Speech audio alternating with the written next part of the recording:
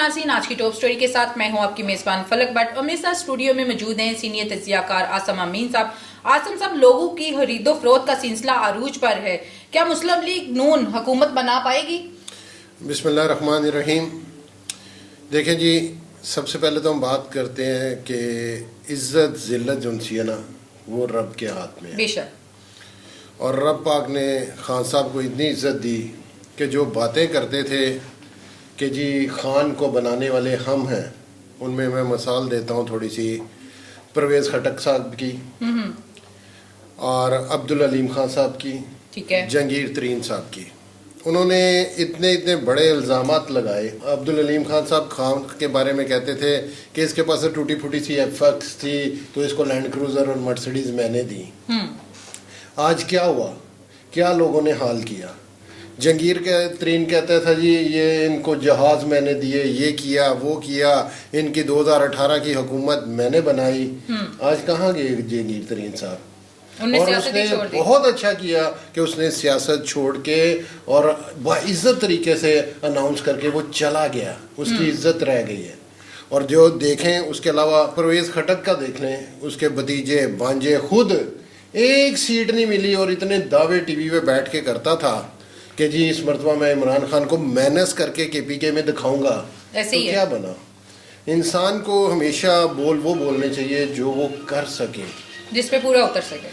तो रब की ज़ात ने उसको इज़्ज़त देनी थी, देखें इज़्ज़त उसको मिली। अब आते हैं आपके सवाल की तरफ कि देखें ये हमेशा से ना नून लीग और पीपल पार्टी ये बदकिस्मती रही है कि हमेशा ये आज़ाद लोगों को ख़रीदो फरोख्त का सिलसिला जारी रहा और इन्होंने बड़ी बड़ी रकमें दे के, बड़ी बड़ी लालचें दे के लोगों को अपनी पार्टी की तरफ इन्वॉल्व किया, उनको पैसे दिए और ये सिलसिला शुरू हो गया। तो ये जो है ना, ये काम नहीं होना चाहिए, इस पे सख्त से सख्त सजाएं होनी चाहिए। जो ऐसा काम पार्टी करे उस पर भी बैन होना चाहिए। जो ऐसा उम्मीदवार, चलो आज़ाद का तो हम कहते नहीं है कि आज़ाद अपनी मर्जी से कहीं भी जा सकता है। अब जो सूरत हाल पीटीआई की थी उसमें हर एक को पता था कि पीटीआई का कैंडिडेट कौन है, बिल्कुल, क्योंकि पीटीआई से उन्होंने उनका बल्ले का निशान वापस ले लिया। जितने भी निशानात मिलने थे मुख्तलिफ मिलने थे और उन्होंने आज़ाद हैसियत से इलेक्शन लड़ना था, बिल्कुल, तो वो हुआ। अब अल्लाह ताला देखें बेहतर करें। हम तो ये चाहते हैं कि जल्द से जल्द जो भी हुकूमत आए, जल्द से जल्द वो अपनी हुकूमत, अपनी कबीना को बनाए अवाम की बेहतरी के लिए, उसके लिए कोई रिलीफ के लिए, महंगाई को ख़त्म करने के लिए सोचें। अब खेलें तो पिछले 2 साल से चलती आ रही हैं, ऐसी है।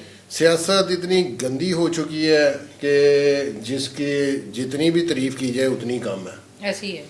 तो ये सूरत हाल है सारी। अच्छा आसम साहब, पीपल्स पार्टी और नून लीग ढाई साल की हुकूमत जो है उनकी मुशावरत जारी है, क्या ऐसा हो सकता है? देखें जी, ये इस मुल्क में कुछ भी हो सकता है। अब इनकी आपस में 3 दिन हो गए हैं मुसलसल सिटिंग्स चल रही हैं, ऐसे ही है। जरदारी साहब आपको पता है कि मंजे हुए सियासतदान हैं, उन्होंने इस मरतबा नून लीग को पूरा फंसाया। उन्होंने कहा जी यहाँ वज़ीर आज़म आपने बनना है, बन जाए। शहबाज शरीफ साहब पंजाब हमें दे दें, ऐसी है। आप पंजाब में वज़ीर आला भी हमारा होगा, कबीना भी हमारी होगी, ठीक है। अगर आपने वज़ीर आज़म हमें देना है तो पंजाब आप ले लें। कराची तो ऑलरेडी पहले ही उनका है, बलोचिस्तान में भी सीटें वो ले चुके हैं। केपीके तो फारग हो गया ना ये सारी पार्टियों से, वो तो पीटीआई हुकूमत बनाएगी वहाँ। तो जरदारी साहब ने इस मरतबा उनको डंडा दिया है और अपनी शर्तें जो उनसी हैं वो भरपूर तरीके से मनवा रहे हैं और मुझे लगता है कि वो अच्छे ओहदे लेंगे। यहाँ जरदारी साहब सदर खुद आएंगे और साथ वफाक में जनसा वो तो ये कहते हैं कि बिलावल को आप जनसा वजीर आजम बनाए।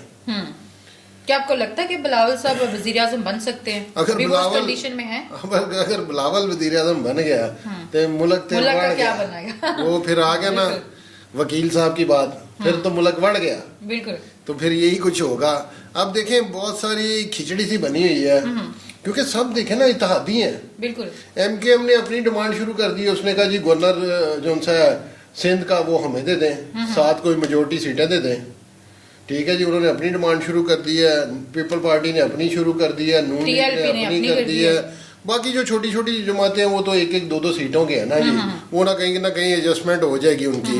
ایک سیٹ علیم خان صاحب کی ہے، 3 سیٹیں قاف لیگ کی ہیں، وہ ان کو تو ایک ایک وزارت ہی چاہیے نا، تو وہ وزارت ان کو مل جائیں گی. لیکن دیکھیں نواز شریف صاحب نے ایک فیصلہ بہت اچھا کیا، مجھے تو لگا کہ اب عقل مندی والا فیصلہ انہوں نے کیا کہ وہ وزیر اعظم بننے سے انہوں نے انکار کر دیا، بیک اپ پہ کھیلیں گے. ہاں وہ پیچھے رہ کے ایز اے چیئرمین اپنی پارٹی کو سپورٹ کریں گے، ان کو مشاورت کریں گے، کیونکہ یہ جو حکومت بننے جا رہی ہے نا یہ کبھی بھی کامیاب نہیں ہونی. ایسی ہے، سب چور ہیں. آپ دیکھیں کہ 16 مہینے کی حکومت نکلی ہے، اس کے بعد پھر انہوں نے ایک دوسرے پہ الیکشن کمپین میں کتنے کتنے بڑے الزامات لگائے ہیں. ایسی ہے، آج پھر بیٹھ گئے ہیں یار. یہ ان لوگوں نے تو ہم کو ایسا سمجھا ہوگا کہ جیسے پتہ نہیں یہ بھیڑ بکری ہیں. عمران خان صاحب بالکل صحیح کہہ رہے تھے کہ یہ تو ہم لوگوں کو کچھ سمجھتے نہیں ہیں. ایسی ہے، اپنا مفاد پھر آیا، پھر اکٹھے ہو گئے. یہ پھر سلسلہ ایسا اگر پھٹے گا تو ان سے ایک دوسرے سے ایسی ایسی باتیں کریں گے آپ کی سوچ بھی نہیں جائے گی وہاں. اچھا اعظم صاحب، پی ٹی آئی کو کس جگہ پہ دیکھ رہے ہیں آپ؟ یار پی ٹی آئی کو میں کہتا ہوں کہ خان صاحب نا کچھ چیزیں بہت غلط فیصلے کرتے ہیں. دیکھیں سیاست میں کوئی چیز آخرت نہیں ہوتی. بالکل. سیاست میں اگر سیاست کرنی ہے تو دروازے کھولیں، ملک کی بہتری کے لیے سوچیں. ایسی ہے، جو بھی ہو گیا غلطیاں کوتاہیاں ہو گئی تھی نا، پاک فوج ہے نا ہماری فوج ہے، وہ جائیں ان کے ساتھ ڈائلاگ کریں، ان کو کہیں جی کہ بھائی مائی باپ معاف کر دے، کوئی غلطیاں کوتاہیاں ہو گئی ہیں، چلو مل جل کے ملک نو بہتر کر رہے ہیں، چیزوں کو اچھا کرتے ہیں.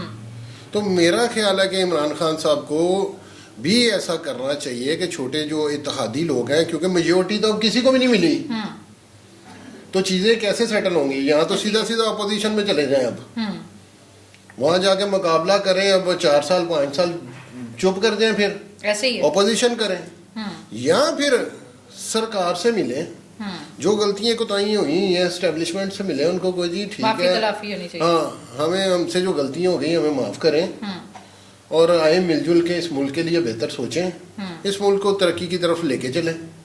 اور طریقہ کار تو یہ ہونا چاہیے، یہ بھی تو نہیں نہ ہونا چاہیے کہ نہیں جی نہیں کروں، چھوڑوں گا، مار دوں گا، بیٹھ کے بات ہی نہیں کرنی کسی سے. ڈائلاگ جو ہے نا وہ کرنے چاہیے.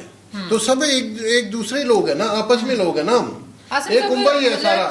جس سٹیج پہ پہنچ کے آپ کو لگتا ہے کوئی ایک پارٹی اس کو چلا سکتی ہے؟ سارے ادارے اور سارے سیاستدان ہے تو ایک ہی فیملی نا. بالکل. تو اس میں کیا ہے، تو ان کو چاہیے کہ آپس میں مل جل کے جو ان سے نا وہ پلان کریں اور چیزوں کو بہتر کریں. جی ناظرین، یہ تھی آج کی ہماری ٹاپ سٹوری. اسی کے ساتھ اپنی میزبان فلک بٹ کو اجازت دیجیے گا. اللہ نے